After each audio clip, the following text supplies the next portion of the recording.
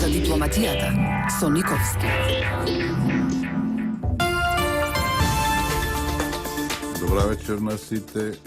Повеќе теми имаме за вечерва, меѓутоа ќе почнеме со посетата на Обама на Атина. Ние ја најавивме минатиот пат, меѓутоа сега, иако немаме многу детали, сепак можеме од една поголема сигурност да зборуваме што таа значи.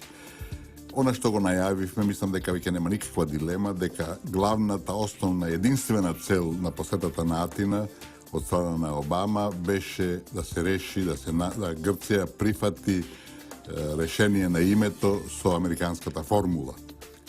Она што дојде од Атина покажува дека тој не успеа и дека е така директна по потврда ни даде нивниот председател. Тој се вика Павлопулос, ali бидејќи за нив името ништо не е важно, ќе го нарекуваме Пападопулос.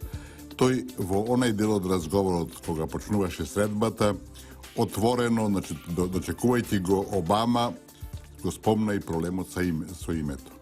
Мислам дека апсолутно немаше никаква потреба за такво нешто, особено се работи за американски председател на заминување, кој и што сака да направи овие останати 2 месеца и нешто, не може да направи нешто во корист на Грција.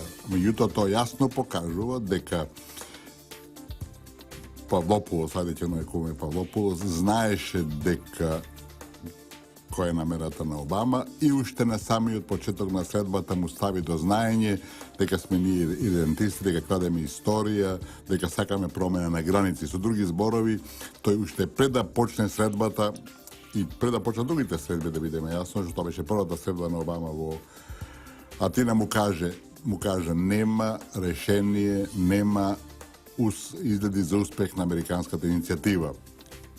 Кој е поводот? Поводот е крајот на мандатот на Обама, кога секој американски председател сака да остави нешто добро, да го заокружи мандатот со некој успех.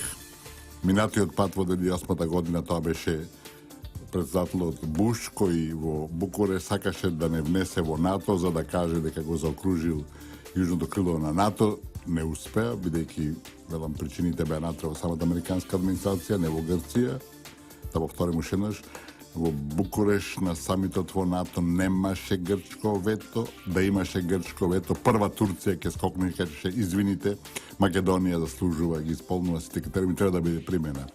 Од другата страна барикадата беа Соединените американски држави, со кои и една Турција се разбира, била Македонија во прашање, било кој друг не сака да се судира, да доаѓа во судир со единствената светска суперсила. Таквата порака на грчкиот председател ја затвори приказната.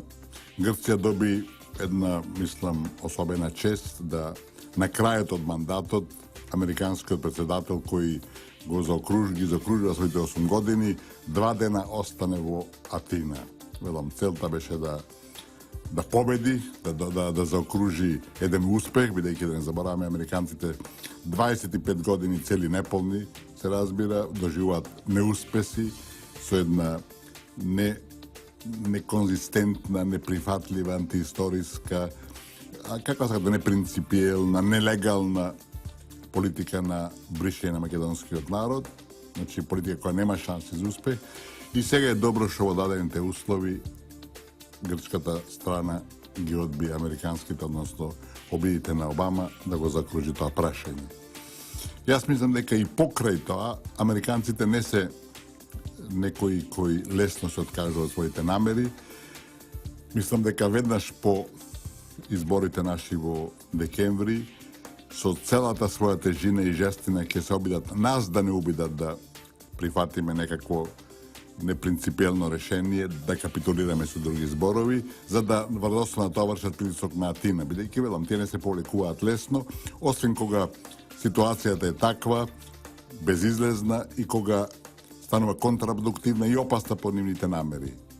Тие се тогаш максимално прагматични, се прилагодуваат на состојбите и одат во нова насока, го активираат планот Б. Така беше од 2001 година, со војната која ни инсценира од Косово, која видоа дека нема капитулација на Македонија, нема распаѓање државата, измисля човековите права, така било велам во повеќе прилики, така ќе биде и сега, меѓутоа тогаш нашата страна ќе мора да покаже заби, ако сакате така да бидеме прецизни, да покаже дека не прифаќа нелегални, непринципиални антиисториски решенија и дека тој проблем останува отворен. Ако е некој заинтересиран да се реши тој проблем, тоа е Македонија, бидејќи заради тој проблем е блокирана во своите интеграции кон Брисел, меѓутоа цената која треба да се плати треба да биде нешто што е подносливо, што може да се проголта, а не да биде катастрофална и да значи крај на идентитетот, националниот на македонскиот народ. Тоа е ситуацијата во која се одвиваше посетата на Обама на Атина. Понатамошниот тек од оваа емисија ќе се држиме малци подетално на додадени други елементи, меѓутоа суштината е дека тој отиде да ја притисне Грција максимално да ја прифати американската формула. Информира и забавува. Создадено како за тебе. Радио Слободна Македонија.